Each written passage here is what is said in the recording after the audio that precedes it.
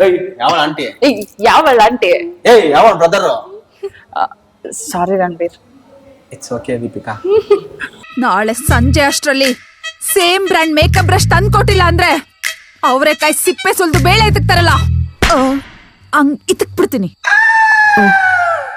ಒಂದ್ ಕಡೆ family man ಆಗಿರ್ತೀರಾ, ಇನ್ನೊಂದ್ ಕಡೆ ಡ್ರಂಕರ್ ಆಗಿರ್ತೀರಾ, ಹೆಂಗ್ ಮ್ಯಾನೇಜ್ ಮಾಡ್ತೀರಾ ಇದೆಲ್ಲ? ಸೀನ್ ಅಲ್ಲ ಸೀನಲ್ಲಿ ನಾನು ಹೇಳ್ತಿರೋದು. ಇವ್ ನಿಜವಾಗ್ಲೂ ಕುಡ್ತಾನೆ. ನಾನು ನ್ಯೂ ಇಯರ್ ಗೆ ಕೆಲಸ ಮಾಡ್ಬಾರ್ದು ಅಂದ್ರೆ ಗೌರವ.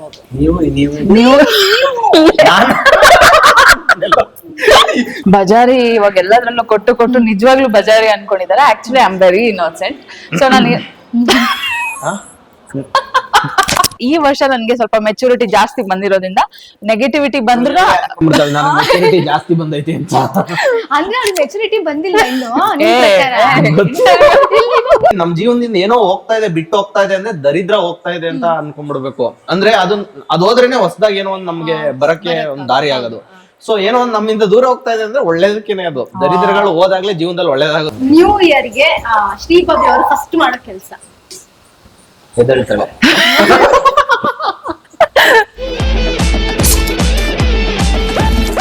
ನನಗೆ ಗೋಲ್ಡ್ ಬೇಕಷ್ಟೇ. ಮೊನ್ನೆ 3 ಲೀಟರ್ ತಂದ್ಕೊಟ್ನಲ್ಲ ಜೊತೆಗ. ಗೋಲ್ಡ್ ವಿನ್ನರ್ ಎಣ್ಣೆ ಅಲ್ಲ, ಚಿನ್ನ ಬೇಕು. ತಂದ್ಕೊಡ್ತೀನಿ ಜೊತೆಗ.